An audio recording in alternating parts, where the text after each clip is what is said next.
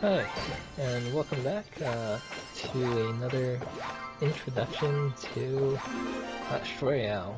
So we started from level 1, and this is a free-to-play playthrough, just giving you kind of insight and tips and tricks on how to level up and go through the game.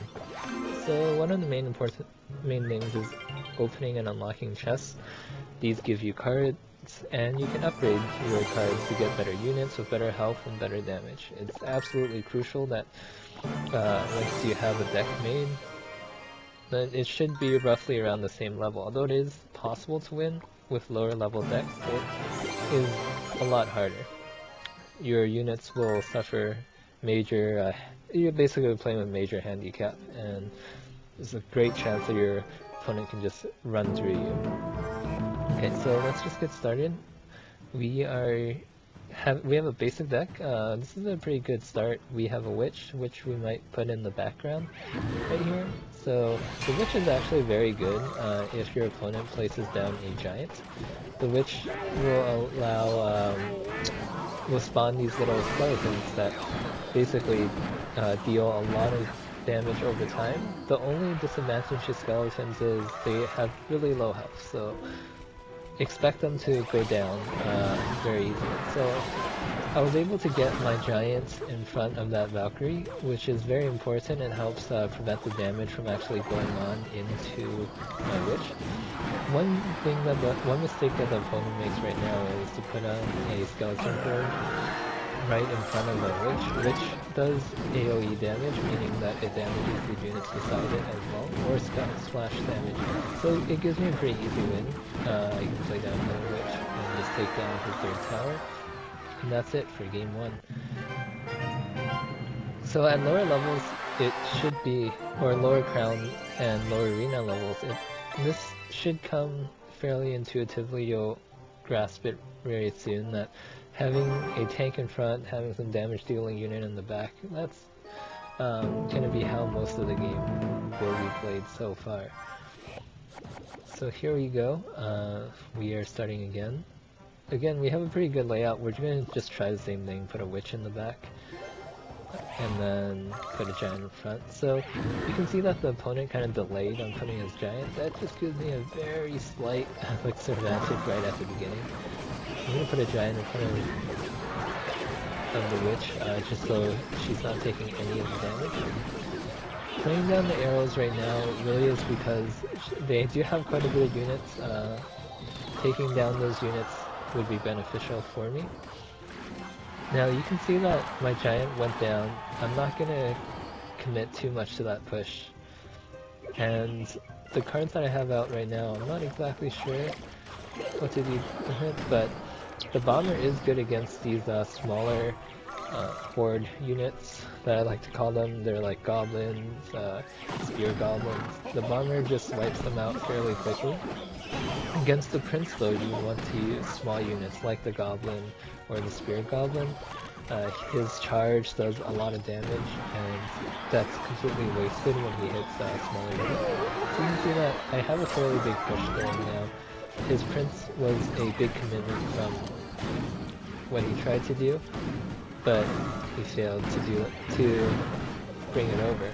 So now he's going to place a giant to tank the damage. This is actually helping me a little bit because it's pushing my musketeers, so you can see me hesitating whether or not I want to put that giant down. I ultimately decide against it because it's always good to know when to reset your push. Overcommitting to a push, especially when you can't get the positioning right, would be very detrimental. So we're going to try to go for a 3 crown here, since the opponent does seem to have less units overall. So he puts down his prince. The prince is busy with the skeletons and then the giant. The giant is a big tank. It can take a lot of damage. The witch is really good against giants because of her constant spawning of the little skeletons that do a high damage but get more health. And there we go. We have another 3 crown. So we're just going to continue on, probably until we finish up our crown chest here. The crown chest is different from your other chests. It comes once every 24 hours and gives you quite a bit of stuff, especially with this new update that just came out. So, just gonna continue on to our third match. Okay, so let's see what we start out with here. Okay, so not the most ideal. And you can see the opponent is wasting a lot of elixir by putting a fireball right at the beginning on the tower. Doesn't do enough damage to really cause you any concern, and you really shouldn't panic. I'm going to try to throw that giant right in front. I saw him coming up. Having the giant tank all the damage from the Valkyrie is amazing, because the Valkyrie really excels when she's in the back line of your push and can take down a lot of your units at once. I'm gonna throw a fireball here because I can already see that the goblin part is gonna be quite an issue if I continue to let him spawn. See the opponent, not sure why, but he goes ahead and fires another fireball at my tower. You really want to save your fireballs for weaker units, like if the opponent has a bunch of has a huge push with musketeers, all the small units like goblins, spear goblins, archers. If you can time your push so that, or time your fireball so that you hit all of those at once, you'll gain a massive elixir advantage. Again, the opponent really should have placed that Valkyrie near the back where the archers are. They're gonna be the ones doing the most damage, but I think we're gonna get a good round on this one. Maybe we'll fire a fireball just in case he comes down like a unit. And it wasn't necessary at all. So that's our third 3 crown this game. I believe we'll still need 1 more crown to open that crown chest, so we're just gonna go right ahead and battle again. Oh, here's just showing we were able to get 3 crowns so far continuously since we've started the game. So even with a starting deck of just giant witch musketeers, can fare fairly well. You can go fairly well if you understand that you just need a tank in front and then to allow your push to push forward.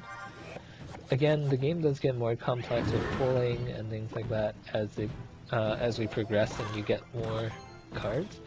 But right now at the beginning, everything's fairly simple. You can see that they have a musketeer in the back. I'm trying to figure out how to get at the musketeer right now. Musketeer does a lot of damage and is fairly annoying if you can't take her down. So I do want to find a way to take down that musketeer soon. That fireball I think was aimed at the witch, but he missed. So it gives me a slight advantage. I know he's down 4 elixir. I can continue this push. The Valkyrie is great for clearing out my skeletons, but it's also not as effective in the front against a huge tank. So now that I know that the fireball has been played and also the Valkyrie will take him some time to get it back, so I'm just going to go ahead and commit to this push more. Try to get that knight in front to prevent any of my other units from dying, but he does end up getting on my archer, but it doesn't matter in the end, because the musketeer just deals a whopping ton of damage. So that's it. I think we're just gonna open up our crown chest now.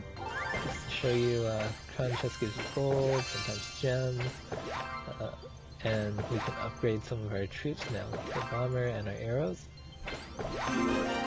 And we just got a new card. The Goblin Hut spawns these spear goblins that constantly and is a nuisance to your opponent.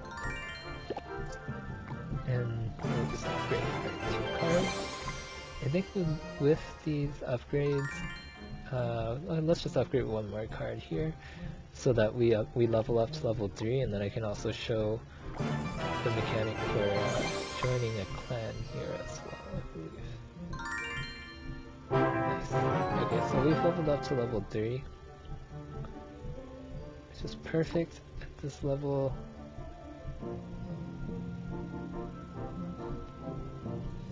So next time I'll show you how to get a clan.